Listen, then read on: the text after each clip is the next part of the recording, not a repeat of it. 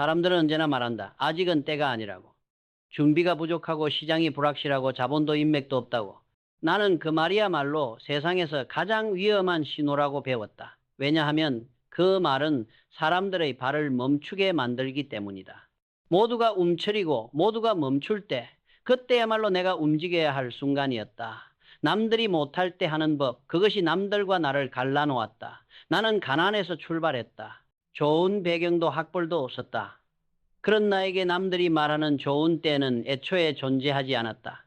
그래서 나는 스스로에게 묻기 시작했다. 안 될 이유가 아니라 어떻게 하면 되게 만들 수 있을까? 이 질문 하나가 내 사고방식을 완전히 바꾸었다. 세상은 늘 불가능을 조건처럼 말하지만 나는 그것을 가능성의 씨앗으로 보았다.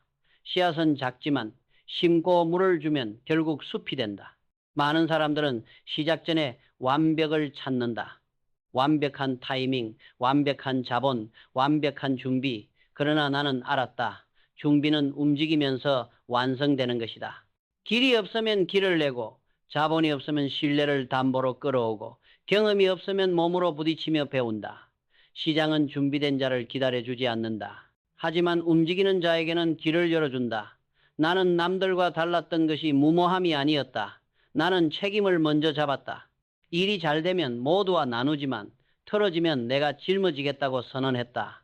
남들이 물러날 때 앞으로 나가겠다고 말하는 것, 이것이 진짜 신념이었다. 신념은 그럴듯한 구호가 아니라 대가를 내가 먼저 지불하겠다는 결심이었다. 그래서 내 말에는 무게가 생겼다.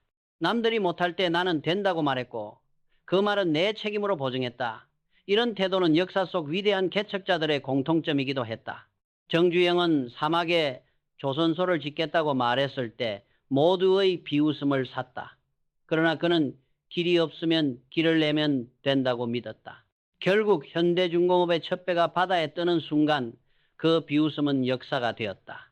일론 머스크 역시 초창기 스페이스X 로켓이 따라 폭발하자 세상은 끝났다고 했지만 그는 멈추지 않았다. 그때 그는 말했다. 실패는 옵션이다. 도전하지 않으면 인류는 앞으로 나아가지 못한다. 모두가 멈춘 그 순간이 그에게는 오히려 출발선이었다.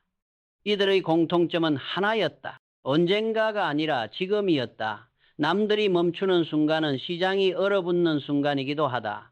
모두가 두려움에 고개를 숙일 때 길은 끊어진다. 그러나 나는 알았다. 그 순간이야말로 기회였다. 공포 속에서는 경쟁이 사라지고 주저하는 자리가 비어 있기 때문이다. 그 자리를 선점하는 사람만이 새로운 시장의 설계자가 된다. 두려움은 사라지지 않는다. 하지만 용기는 두려움이 없는 것이 아니라 두려움을 끌고 가는 힘이다. 그리고 그 힘은 비전에서 나온다. 나는 늘 멀리 보았다. 도로 하나가 아니라 도시 전체를, 항구 하나가 아니라 바다 위 산업을, 오늘 하루의 이익이 아니라 사람들의 삶을 바꾸는 미래를. 그런 비전이 있었기에 남들이 못할 때 나는 움직일 수 있었다. 남들이 불가능이라 말할 때 나는 가능성의 씨앗을 심었다. 그리고 그 씨앗은 결국 길이 되었다. 거대한 비전은 사람을 움직이게 만든다. 그러나 비전만으로는 조직도 시장도 현실도 움직이지 않는다. 많은 사람들이 여기서 무너진다. 큰 그림만 그리고 정작 그 그림을 완성할 선 하나를 그리지 않는다. 나는 알았다. 비전을 현실로 만드는 힘은 추상적인 꿈이 아니라 구체적인 구조에서 나온다. 그 구조의 첫째는 명확성이다. 누가 무엇을 언제까지 어떤 기준으로 할 것인지 이 네 가지가 흐릿하면 반드시 사고가 난다. 불확실한 계획으로 무작정 달리는 것은 용기가 아니라 무모함이다. 반대로 위험을 알면서도 대비하고 감당하는 것은 전략이다. 명확성은 무모함과 전략을 가르는 칼날이었다. 그래서 나는 늘 질문했다. 답이 불명확하면 시작하지 않았다. 일이 흐려지면 즉시 멈추고 다시 세웠다.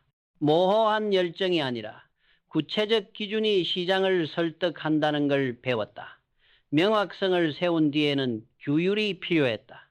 규율은 화려한 슬로건이 아니다. 안전모를 쓰는 것, 장부를 맞추는 것, 일정에 맞춰 현장을 점검하는 것처럼 지극히 사소해 보이는 일이다. 사람들은 이런 기본을 지루하고 하찮다고 여긴다. 하지만 나는 알았다. 작은 배반이 쌓이면 결국 큰 배반이 된다. 작은 약속을 지키는 조직만이 큰 약속도 지킬 수 있다. 규율은 속도를 늦추는 게 아니라 오히려 속도를 일정하게 만들어 전체 속도를 높인다. 균형 잡힌 반복이야말로 추진력의 엔진이었다. 아무리 뛰어난 개인이 있어도 규율 없는 조직은 오래 버티지 못한다. 한 번의 천재성보다 매일의 성실함이 회사를 지킨다. 그래서 나는 개인의 역량보다 시스템의 힘을 믿었다. 시스템은 기록에서 시작된다. 사람의 기억은 흐려지지만 기록은 선명하다. 나는 배움을 개인의 머리에만 두지 않고 매뉴얼과 체크리스트, 도면으로 박아 넣었다. 누구라도 같은 품질로 일을 수행할 수 있게 만들었다. 실수는 사람의 문제라기보다 시스템의 부재에서 비롯된다는 걸 깨달았다. 그래서 내 조직은 사람의 천재성에 기대지 않았다. 평균을 끌어올리는 시스템으로 버텼다. 이 덕분에 한 사람이 떠나도 조직은 무너지지 않았다. 실제로 토요타는 표준 작업과 카이젠으로 알려진 시스템 경영을 통해 개인의 능력 차이를 줄이고 전 세계 어디서나 동일한 품질을 유지했다. 나는 그 방식을 본받아 내 현장에도 도입했다. 비전은 사람의 머리에서 시작되지만 시스템 위에서만 현실이 된다. 행동은 이 구조의 심장이다. 계획은 짧고 행동은 길어야 한다. 나는 늘 물었다. 지금 당장 우리가 할 수 있는 가장 작은 다음 행동은 무엇인가? 거창한 목표에 압도당할 때 이 질문이 길을 열어줬다. 한 통의 전화, 한 줄의 도면, 한 번의 현장 확인, 작아 보이는 행동이 모여 기적 같은 결과를 만든다. 이 원리는 과학적 근거도 있다. 스탠퍼드 대학교 연구에 따르면 작은 승리 (small win은) 뇌의 보상 회로를 자극해 동기부여를 유지시킨다. 큰 성취는 드물지만 작은 성취는 매일 일어난다. 그래서 나는 큰 계약이 없을 때 일을 잘게 쪼개고 작은 프로젝트를 연결해 팀에 지속적인 성취감을 줬다. 작은 승리들이 끊기지 않아야 동력도 끊기지 않는다. 하지만 모든 행동이 성공으로 끝나는 건 아니다. 실패는 수없이 찾아왔다. 나는 빈손이 된 적이 한두 번이 아니었다. 그러나 그때 알았다. 빈손은 끝이 아니라 시작이라는 것을. 실패의 원인을 분석하고 고치고 다시 세우는 과정, 그 반복이 나를 단단하게 만들었다. 회복력은 근육과 같다. 찢어지고 다시 붙으며 강해진다. 한 번의 실패에 무너지는 사람은 결국 떠내려간다. 그러나 수십 번, 수백 번 실패하면서도 다시 일어서는 사람은 결국 자리를 지킨다. 위기에서 회복력이 없는 사람은 사라지고 회복력이 있는 사람은 커진다. 에어비앤비는 초창기 수차례 파산 위기를 겪었지만 그때마다 사업 모델을 바꾸고 다시 일어섰다. 그 과정에서 회복력은 조직 문화가 되었고 결국 세계적 기업으로 성장했다. 회복력은 재능이 아니라 훈련이었다. 그리고 나는 그 훈련을 멈추지 않았다. 비전은 멀리 보는 눈이고 명확성은 길을 그리는 펜이며 규율은 길 위의 가드레일이고 행동은 그 길을 걷는 발걸음이며 회복력은 넘어져도 다시 일어나는 근육이다. 이 5가지가 하나의 구조를 이루었을 때 비전은 더 이상 꿈이 아니었다. 그것은 현실이 되었다. 위기는 모든 것을 바꾼다. 시장을 얼어붙게 만들고 사람들을 주저앉힌다. 그러나 나는 보았다. 같은 위기 속에서도 어떤 이는 사라지고 어떤 이는 버티며 어떤 이는 오히려 도약한다. 그 차이는 운이 아니었다. 두려움 속에서 어떻게 행동하느냐의 문제였다. 대부분은 감정에 휘둘린다. 공포가 몰려오면 꿈꾸기를 멈추거나 현실에서 도망친다. 그러나 나는 배웠다. 그럴 때일수록 더 크게 꿈꿔야 한다는 것을. 작은 비전은 위기 앞에서 쉽게 무너진다. 큰 비전만이 폭풍 속에서도 꺾이지 않는다. 하지만 큰 비전을 가졌다고 해서 무모하게 달려드는 것은 전략이 아니다. 전략은 두려움을 끌고 가는 힘이다. 그 힘을 위해서는 3가지 조건이 필요하다. 첫째는 감정이 아니라 숫자로 판단하는 것이다. 위기 속에서는 사람들의 감정이 과열된다. 공포가 전염병처럼 퍼지고 소문이 시장을 지배한다. 그러나 숫자는 거짓말하지 않는다. 돈의 흐름, 일정, 품질, 이 3가지 숫자가 살아있다면 조직은 산다. 워런 버핏은 금융위기 때 이렇게 말했다. 남들이 탐욕스러울 때 두려워하고 남들이 두려워할 때 탐욕스러워라. 그는 모두가 도망칠 때 오히려 저평가된 기업의 주식을 샀다. 감정이 아니라 숫자를 본 것이다. 나 역시 시장이 얼어붙을 때 가장 먼저 재무제표를 펼쳤다. 돈이 어디서 들어오고 어디서 새는지, 일정은 어디서 지연되고 품질은 어디서 무너지는지, 이 세 숫자가 버티고 있다면 아직 기회는 살아 있다는 뜻이었다. 공포가 아닌 데이터 위에 결정을 세웠을 때 나는 흔들리지 않았다. 둘째는 작은 승리를 끊임없이 만들어내는 것이다. 위기 속에서 사람들은 거대한 한 방을 노린다. 하지만 큰 기회는 위기 때 더디게 온다. 기다리다 지치고 지치면 포기한다. 그래서 나는 큰 일을 잘게 쪼갰다. 작은 계약, 작은 프로젝트, 작은 시장, 작지만 확실한 성과들을 이어붙였다.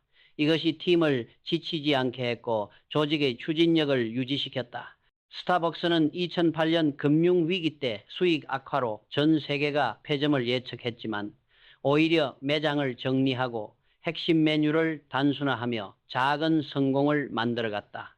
이 작은 성취들이 쌓이자 고객 신뢰가 회복되고 다시 성장이 시작됐다. 위기일수록 작은 승리들이 끊기지 않게 해야 한다. 그것이 다시 큰 기회를 불러오기 때문이다. 셋째는 책임을 먼저 지는 것이다. 위기 속에서 책임은 뜨거운 감자다. 모두가 서로에게 미루고 누구도 먼저 잡으려 하지 않는다. 그때 내가 그것을 집어들었다. 문제가 생기면 내가 나섰고 실패하면 내가 감쌌다. 책임을 지는 사람에게 고난이 모이고 고난이 모이면 자원이 모이며 자원이 모이면 기회가 된다. 사람들은 고난부터 달라고 하지만 진짜 고난은 책임에서 나온다. 정주영은 해보기 전엔 그만두지 말라고 말했다. 그는 늘 먼저 책임을 졌고 그 책임이 그를 결국 한국 경제의 상징으로 만들었다. 나 역시 마찬가지였다. 책임을 회피하는 순간 조직은 산산조각 나지만 책임을 끌어안는 순간 팀은 다시 나를 중심으로 모였다. 위기 속에서 시장을 움직이는 사람은 결국 책임을 가장 먼저 지는 사람이다. 위기는 누구에게나 두렵다. 그러나 두려움은 사라지지 않는다. 용기란 두려움이 없는 것이 아니라 두려움을 끌고 가는 힘이다.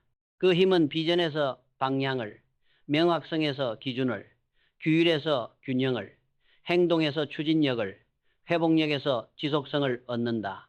시장은 기다려 주지 않는다. 길이 끊기면 다리를 놓고 물길이 막히면 수로를 파고 불이 꺼지면 발전기를 돌리는 사람이 필요하다. 그 사람이 결국 시장을 움직이고 그 사람이 결국 역사를 만든다. 모두가 멈추는 그 순간이 바로 당신의 시간이다. 세상은 말할 것이다. 아직은 때가 아니라고. 그러나 나는 말한다. 그 순간이야말로 바로 당신이 움직여야 할 순간이라고.